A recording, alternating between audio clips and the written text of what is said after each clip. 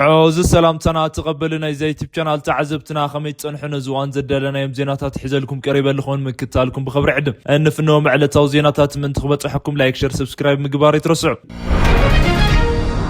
ابز قنيات نبوزحت مزرارب خوينو زغني ودب عسبنا وشت دوب ኢትዮጵያ ዘጠቃለልን ሓድሽ ካርታ ኣብ ስነ ስርዓት ምረቃ ወተደራዊ ብምርኣይ ሰራዊት ምክልኻል ኢትዮጵያ መልሲ ይብሉ እቲ ካርታ እዋን ምረቃ ምርኣይ ግቡ ኣይነበረን ክብል ሰራዊት ምክልኻል ኣፍሊጠሎ እቲ ፍጻመ ብጌጋ ዘጋጠመ እምበር እቲ ስእሊ ፎቶ መርገጽ እቲ ሰራዊት ወይ ናይቲ ትካል ከም ዘይኾነ እዩ ተገሊጹ ታሕሳስ 26/2018 ዓመተ ምህረት ግዝ ኣብ ማእኸል ስልጠና ብላቲ ላዕለዎት ኣዘት ሰራዊትን ኣብ ዝተኸበረሉ እቲ ማእኸል ኣዋርሕ ዘሰልጥኖ መሰረታዊ ምልምል ወተደራት መሪቑ እቲ ስነ ስርዓት ብማሕበራዊ ሚድያ ብዝተፈላለዩ ማዕኸናት ዜናን ክቃላሕ ከሎ ኣብቲ እዋን ከም ናይ ክብሪ ህያብ ዝቐረበ ካርታ ንወደብ ዓሰብን ኣብ ውሽጢ ኢትዮጵያ ዘርኢ ብምዃኑ ዓብዪ መዘራረቢ ዛዕባ ኮይኑ ከም ዝቐነየ ጋዜጣ ሪፖርተር ፀብፂቡ ኣብቲ ስነ ስርዓት ምረቓ ዝተረኸቡ ኣዛዚ እዚ ፍሉይ ስርሒታት ሌተናል ጀነራል ሹማ ኣብደታ እቶም ተመረቕቲ ብቐጻሊ ኣብ ክፍሊ ኮማንዶ ኣየር ወለድን ፍሉይ ሓይልን ፀረ ሽበራን ከምኡውን ኣብ ሓለዋ ሪፐብሊካን ተፀንቢሮም ክሰርሑ ምዃኖም ገሊፆም ነይሮም እቲ ሰራዊት ኣብ ኣፀጋሚ እዋናት ንሃገሩ ዘለዎ ተወፋይነት ዘረጋገፀ ምዃኑ ብምጥቃስ ተመረቕቲ ንዝመጽእ ናይ ሰራዊት ኮማንዶ ስልጠና ድልዋት ምዃኖም ኣመልኪቱ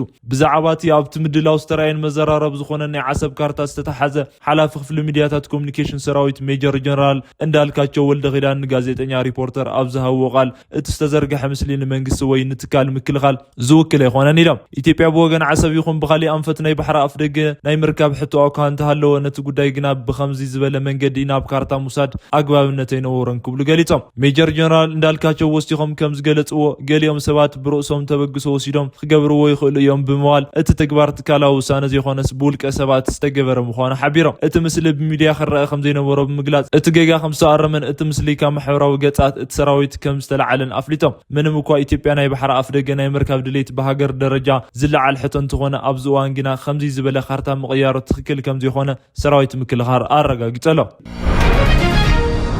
ሰራዊት ምክልኻል ኢትዮጵያ ንዘርግሖ ካርታ ስዒቡ መንግስቲ ኤርትራዊ ሻዕብያ ወጋዓዊ መግለፂ ሂበሎ እቲ መግለፂ ንወተደራዊ ፖለቲካዊ መራሕቲ ኢትዮጵያ ብትሪ ዝወቅስን ዝነቅፍን እዩ ኣብ ዝሓለፉ ተኸታተልቲ መዓልትታት ላዕለዎት ወተደራዊ ኣዘዝትን ሰብ ስልጣናት ብልፅግናን ብዛዕባ ቀይሕ ባሕሪ ብፍላይ ድማ ብዛዕባ ወደብ ዓሰብን ኣመልኪቶም ክንቆፃፀር ኣለና ምምላሱ ድማ ግድን እዩ ዝብሉ ዘረባታት ከስምዑ ፀኒሖም እዮም ነስዒቡ ድማ ኣብ ማእኸላይ ስልጠና ብላቲ ሌተናል ጀነራል ሹማ ኣብደታ ኣብ ዘርግሕዎ ካርታ ንወደብ ዓሰብ ሓዊሱ ብርክት ዝበሉ ናይ ኤርትራ ግዛእታት ናብ ኢትዮጵያ ዘጠቃልል ኮይኑ ምቕራቡ ዓብዪ መዘራረብ ዛዕባ ኮይኑ ቀኒ ክፍለ ሓበሬታ ሰራዊት ምክልኻል ኢትዮጵያ እቲ ፍጻመ ብጌጋ ዘጋጠመ እዩ ክብል እኳ እንተገለጸ መንግስቲ ኤርትራ ግና ነቲ ተኸታሊ ጎስጓሳት መግለጽታት መንግስቲ ብልጽግና እግሪ እናሰዓበ መልሲ ክበሉ ፀኒሑ እዩ መንግስቲ ኤርትራ ኣብ መግለፂኡ መራሕቲ ኢትዮጵያ ኣብ ሕልምን ናይ ግዲ ዘይብልካ ኩነታትን እዮም ዘለዉ ክብል ይኸስስ እቲ ዋንነት ኣፍ ደገ ባሕሪ ክነረጋግፅ ኢና እናበሉ ዝፍንዎ ዘለዉ ጎስጓስ ጭቡጥን መሰረት ዘይብሉን ሓላፍነት ዝጎደሉን ይብል ታሪክ ኢትዮጵያን ኤርትራን ብዘይግቡእ መንገዲ ምጥቃሶም ድማ ዘናድድን ካብ ሕጊ ወጻኢታትን ምዃኑ ወሲኹ ይገልጽ ሻዕብያ ከም ዝገለጾ መንግስቲ ብልጽግና ንዝእዋናዊ ወጥሪ ናይ ኩናት ፕሮፓጋንዳን ዝመረጸ ምኽንያት ኢኮኖሚ እቲ ሃገር ዝኸፍአን ዘዕነወን ሓገዝ ኣብ ዘድልየሉ እዋን ስለ ዝርከብ ይብል ኣብ ውሽጢ ኢትዮጵያ ዝካየድ ዘለዉ ደው ክብሉ ዝኽእሉን ግና ህይወት ብዙሓት ዜጋታት ዝውድእ ዘለዉ ግጭታት ኩናት ዝፈጥሮ ውድቀትን ንምሽፋን ዝጥቀመሉ ስልቲ ምዃኑ ይሕብር ኣብ ውሽጢ እቲ ሃገር ዘሎ ናይ ሰላም ምስኣንን ዕግርግርን ንምሕባእ ናይ ክሌማ ለውጢ ዋዕላ ክነዳሉ ኢና ናይ ኣፍሮ ካርቢያንን ምትሕባር ኣእንጊድና እናበሉ ዝነዝሕዎ ወረታት ኩሉ ንህዝቢ ካብ ተቐንዲ ፀገም ንምምላስ ዝዓለመ ናይ ኣትኩሮ መቐየሪ እዩ ክብል መንግስቲ ኤርትራ ኣብ መግለፂኡ ኣስፊረሎ እቲ መግለፂ እቲ መንግስቲ ነቲ ዘለዎ ውሽጣዊ ፀገማትን ካብ ምፍታሕ ይትረፍስ ኣብ ከምዚ ዝበሉ መደናገርታት ኣትኪሩ ከም ዘሎ ይነቅፍ ናይ ቬንዙዌላ ጉዳያት ስጉምታት ፕሬዚዳንት ዶናልድ ትራምፕ ንዓለም ዘዘራርብ ዛዕባ ኮይኑ ቀፂሉ ኣሎ ፕሬዚዳንት ኣሜሪካ ዶናልድ ትራምፕ ቀጻሊ ስጉምታት ኣብ ደቡብ ኣሜሪካ ክኸውን ከም ዝኽእል ዝሕብሩ ሓበሬታታት ምውፅኦም ስዒቡ እቲ ዞባ ብርቱዕ ወጥሪ ውሽጢ ይርከብ ትራምፕ ኣብ ዝሓለፈ ሰሙን ኣብ ቬንዙዌላ ኣብ ዝወሰድዎ ወታደራዊ ስጉምቲ ብተወሳኺ ኣብ ኮሎምቢያ እውን ተመሳሳሊ መጥቃዕቲ ክፍፀም ከም ዝኽእል ብቐጥታ ብምጥንቃቕ ነቲ ኣብ ላቲን ኣሜሪካ ዘለዎ ወጥሪ ኣባሪዕዎ ኣሎ ፕሬዚዳንት ትራምፕ ኣብ ውሽጢ እታ ኤርፎርስ ዋን እትበሃል ናይ ፕሬዚዳንት ነፋሪት ኮይና ንጋዜጠኛታት መግለፂ ክህቡ ከሎ ኮሎምቢያ ብሕሙም ሰብ እትምራሕ ሃገር እያ ብምባል ንፕሬዚዳንት ጉስታቭ ፔትሮ ሓሽሽ ነጋዳይ መራሒ ክብል ፀሪፎሞ ኣሜሪካ ኣብ ኮሎምቢያ ወታደራዊ ዘመተ ክትካይድ ድያ ተባሂሉ ንዝተሓተተ ሕቶ ድማ ንዓይ ፅቡቕ ሓሳብ እዩ እናሓሰብኩ እየ ዝብል ዘሰንብድ መልሲ ሂቦ ትራምፕ ስዒቡ ኮሎምቢያ ሓደገኛ ሓሽሽ እናፍረየት ናብ ኣሜሪካ ትሰድድ ከም ዘላን እዚ ድማ ኣብ ተግባር ቬንዙዌላ ዘይንእስ ገበን ምዃኑ ገሊጹ ፕሬዚዳንት ኮሎምቢያ ጉስታቭ ፔትሮ ነዚ መጠንቀቕታ ብትሪ ቃላቶም መሊሱሉ ፔትሮ ብማሕበራዊ ሚድያ ኣብ ዘመሓላለፈው መልእኽቲ ትራምፕ ምስ ብምጥፋእ ከቋርጽ ኣጠንቂቖም ላቲን ኣሜሪካን ሃገራት ብሓባር ደው ተዘይለን ከም ባርያ ኣገልገልትን ምቁጣርን ከም ዘይተርፍ ምግላጽ ብሓባር ደው ንበል ኣሜሪካ ሓደ ብሓደ ክተጥቅዕና እያ ትራምፕ ኣብ ቬንዙዌላ ዝገበሮ ሕጂ ኣብ ኮሎምቢያ ክደግሞ ይኽእል እዩ እንታይ ትጽበዩ ኣለኹም ክብል ናይቲ ሃገር ኣህጉራዊ መራሕቲ ጻውዒት ተቐሪቡ ኣሜሪካ ኣብ ልዕሊ ፕሬዚዳንት ቬንዙዌላ ኒኮላስ ማዱሮ ዝወሰደቶ ወታደራዊ ስጉም ትዕቡ ብውሕድ 80 ወታደራት ሰላማውያን ሰባትን ከም ዝተቐተሉ ኒውዮርክ ታይምስ ጸብጺቡ ትራምፕ ነስጉምቲ ኣብ ምድሪ ሰላም ንምስፋን ከምኡውን ኣብ መበል 19 ክፍለ ዘመን ብዘውፅኦ ናይ ሞሮ ዶክትሪን መሰረት ዝተፈጸመ ምዃኑ ተገሊጹ ኣሜሪካ ኣብ ቬንዙዌላ ኣዘዝቲ ምዃኑ ድማ ደጊማ ኣፍሊጣ ይኹን እምበር ቻይና ብራዚል ሜክሲኮን ስፔንን ቺሊን ኦራጋይነት ናይ ኣሜሪካ ስጉምቲ ብጽኑዕ ኾኒነን ኣለዋ እዚ ስጉምቲ ንዓለም ለኻዊ ሕጊ ዝጠሓስን ንድሕነት እቲ ዞባ ሓደገኛ ኣብነትን ዝተኸተለን ምዃኑ ገሊጸን ትራምፕ ኣብ ኮሎምቢያ ቬንዙዌላን ብተወሳኺ ኩባን ሜክሲኮን እውን ኣጠንቂቐሎ ኩባ ካብዚ ንድሓር ናይ ቬንዙዌላ ነዳዲ ኣይበጽሓን እዩ ዝበለ ትራምፕ ኩባ ብዘይቲ ቬንዙዌላ ትነብር ስለ ዝኾነት ክትወድቕ ትኽእል እያ ኢሉ ሜክሲኮ ድማ ብግዛእታ ኣቢሉ ንዝሓልፍ ዝውውር ሓሽሽ እንተዘይዓጊታ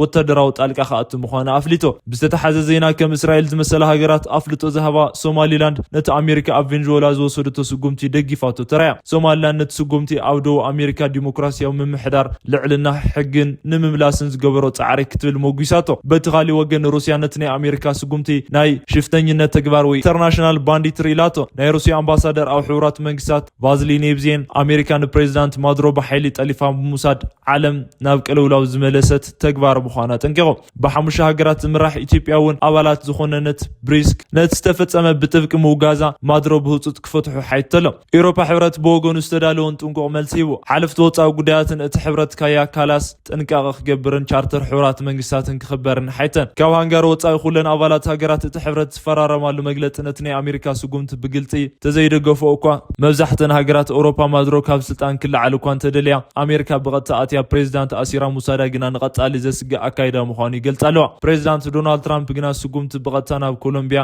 ወይ ኩባ ክቐጽል ከም ዝኽእል ይግመት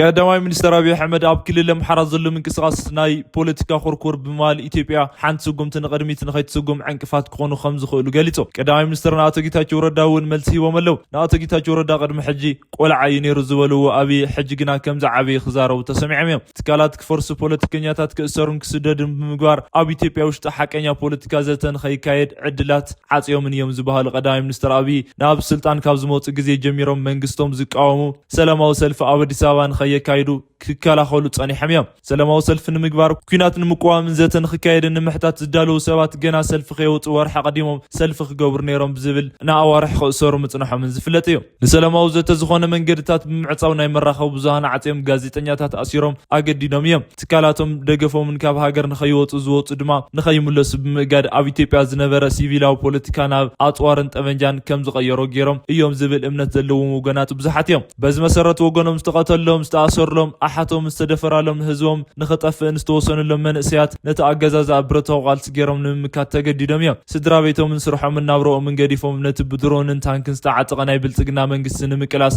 ናብ በረኻ ዝወፁ ሓይልታት ኣብ ዝሓለፈ 7 ዓመታት እናበዝሑ መፅዮም እዮም ቀዳማይ ሚኒስተር ግና ነዞም ሓይልታት እዚኣቶም ሓቀኛ ሕቶኦም ሰሚዕኻ ብዘተ ንምፍታሕኻ ምፍታን ይትረፍስ ናይ ፖለቲካ ኩርኩር ክብል የናእሶም ኣሎ ቅድሚ ሕጂ ናይ ኣምሓራ ፖለቲከኛታት ጭው ዝበለ ጭንቁራዕ ዝመስሉ ክብል ዝፀንሐ ቀዳማይ ሚኒስተር ሕጂ ድማ ኣብ ክልል ኣምሓራ ናይ ፖለቲካ ኩርኩር ኣሎ ይብል ኣሎ ኣብ ኦሮምያ እውን ተመሳሳሊ ቃላት ክጥቀሙ ተሰሚዑ እዩ ኣብ አልጀዚራ ቃለ መሕተት ድሕሪ ምሃቦም ምስ ቀዳማይ ሚኒስትር ብቢሮኦም ንምርካብ ዝገበሩ ተደጋጋሚ ጻዕሪ ከም ዘይተዓወተ ክዛረቡ ጸንሑ ኣቶ ጌታቸው ረዳ ኣብይ ኣሕመድ ኣብ ዝርከብሉ ናይ መድረኽ ዘተታት ግና ብተደጋጋሚ ክርከቡ ተራእዮም እዮም ትግራይ ትስዕር ክብሉ ኣብ ዝነበሩ ናይ ፌስቡክ ገጾም ናይ ቀዳማይ ሚኒስትር መድረኽ ዘተ ከይተረፈ ተራእዮም እዮም ክሳብ ዝሓለፈ ሰሙን ረኺቦም ኣይፈልጡን ዝበሃለሎም ጌታቸው ኣብ አዲስ ኣበባ ዩኒቨርሲቲ ኣብ ዝተኻየደ መድረኽ ንሓላፊዮም ኣብይ ክውድሱን ክጥቀሱን ተሰሚዖም እዮም ካብ ወርሒ ቀዲሞ ኣብ አልጀዚራ ንኽእለት ዘለዎ መራሒ ምዃኖም ዘይረኣዩን ናይ ጆኖሳይድ ኩናት ዝመርሑን ዝበለዎም ቀዳማይ ሚኒስትር ሕጂ ግና ዘይሓሰብና የዝሓሰቡልና ብምባል ክነኣዱ ተሰሚዖም ኣለዉ ኣብ አዲስ ኣበባ ዩኒቨርሲቲ ኣብ ዝተኻየደ ናይ ብልፅግና ሰብ ስልጣናት ከምኡውን ነቲ ናይ ኣብይ ኣሕመድ ፕሮጀክታትን ምሁራዊ